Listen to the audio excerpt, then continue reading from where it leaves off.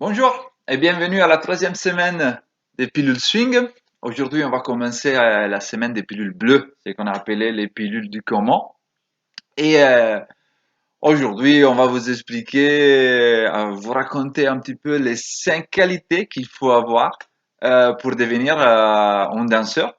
Et ça, c'est ce qu'on a remarqué depuis notre 30 ans d'enseignement.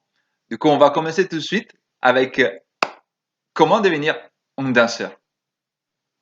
Dans les derniers 30 ans de notre carrière de danseur, moi et Ali, on a rencontré énormément de difficultés, on a rencontré énormément de gens, on a rencontré énormément de satisfactions, on a rejoint énormément d'objectifs.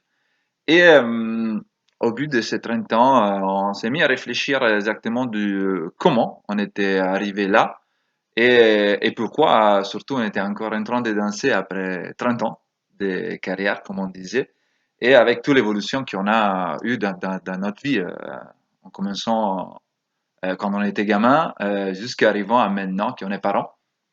Et du coup, on a fait un petit classement. C'est pas un classement, c'est une liste, on va dire, des choses qui nous ont remarqué les plus dans les dernières années et qui on croit que ça peut vraiment aider les autres gens qui ont envie de devenir des danseurs, pas professionnels, mais au moins de rentrer dans la catégorie des gens qui dansent, que c'est quelque chose de très important. Du coup, on va commencer. La première qualité qu'on a remarqué et qui continue à nous amener dans la bonne direction, c'est la passion. Ça peut venir vraiment dans n'importe quel côté, parce que on n'est pas obligé d'être passionné par la danse pour arriver à danser. On peut être passionné par la musique, on peut être passionné par l'histoire, on peut être passionné par la culture. Et du coup, tous ces différents racines, ils nous amènent à danser. Et c'est quelque chose que plus on est capable de la garder vivant, plus ce sera facile d'avancer. La, la deuxième caractéristique, c'est la capacité d'écoute. Dans la danse, c'est très important, dans le sens qu'on danse sur la musique la plupart des temps, presque tout le temps au niveau du swing. Et si on n'est pas capable d'écouter qu'est-ce que la musique nous dit, ben, c'est très difficile de pouvoir danser. Du coup, on garde que les rythmes. Mais pour ça, ça suffit au métronome. Et du coup, c'est pas très intéressant. Et d'un l'autre côté, c'est la capacité d'écouter la personne avec qui on danse. Les swings sont danse à deux. Du coup, on est obligé d'écouter la personne qui est en face de nous. Et voilà, c'est toujours cet échange qu'on a que ça nous permet de danser, ça nous permet de s'amuser, de s'éclater. Du coup, c'est très important, cette capacité d'écoute pour nous. La troisième, c'est la résilience. Je crois que tout le monde il a passé au moins une fois au moment des difficultés et on l'a dépassé. Vous voyez, on l'a laissé derrière nos épaules. Et dans la danse, c'est exactement la même chose. On peut pas tout faire tout d'un coup. Donc, on n'est pas capable de faire toutes les choses qui nous sont proposées, toutes les choses qu'on a envie d'apprendre. Et du coup, on a toujours besoin de cette résilience, cette résistance à la difficulté qui est, ce sera hyper dur sinon si on l'a pas. Vous voyez, on ne peut pas abandonner du premier coup. C'est comme ça pour toutes les choses, mais dans la danse aussi.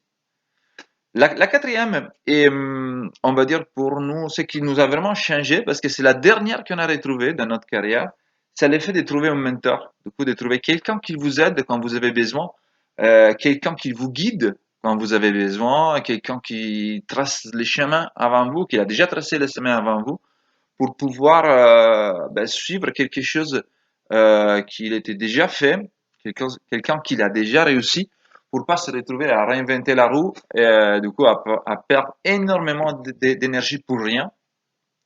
Du coup voilà, nous on l'a trouvé quand on a déménagé à Montpellier, mais on peut le trouver vachement dans les portails à côté, vraiment dans la maison à côté de nous. Et du coup, c'est très intéressant d'avoir quelqu'un à suivre et pas seulement se baser sur nous-mêmes pour trouver toutes les solutions. Et la toute dernière chose pour aujourd'hui, c'est la curiosité. La curiosité, c'est quelque chose d'extrêmement puissant Je crois qu'au moins tout le monde, une fois dans leur vie, elle s'est retrouvée à étudier ou à lire des bouquins, ou à regarder des vidéos pour des choses qu'il n'était pas obligé à faire. Je crois quand on est ado, tout le monde il est passé par là, hein. On doit se focaliser sur l'école, sur les études, mais ça, on s'en fiche un petit peu. Mais par contre, on est hyper présent et hyper focus, je ne sais pas, que ce soit sur la musique ou sur le sport ou sur n'importe quelle autre chose qui ne soit pas à l'école. Et ça, c'est ben, c'est le moteur de la curiosité qui nous pousse, qui nous fait bouger, il nous tire vers lui. Et, et dans la danse, c'est exactement la même chose. Du coup, il faut essayer toujours d'être curieux, toujours d'aller chercher les petites choses, les choses un peu plus particulières pour pouvoir continuer à avancer. Du coup, voilà, ça c'est un petit peu l'idée de cette semaine. On va parler de tout ça et paquet. Et comme d'hab, si vous avez envie de savoir quelque chose en plus, on vous invite à nous suivre dans n'importe quel réseau social, hein, que ce soit Facebook, YouTube ou Instagram. On est présent un petit peu partout. Ça suffit de rechercher Saxenal. Et ou sinon, ben, on vous invite à nous rencontrer samedi prochain à 20 heures heure de Paris dans notre webinaire gratuit. Hein. Ça suffit de cliquer en bas pour vous inscrire. Et c'est les 7 étapes pour devenir le roi ou la reine de la piste. On va passer quelques heures ensemble, on va parler, on va danser, on va s'échanger un petit peu nos points de vue par rapport à la danse. Et on va vous donner tous les secrets pour devenir le roi ou la reine de la piste. Merci beaucoup, on se voit à la prochaine. Ciao!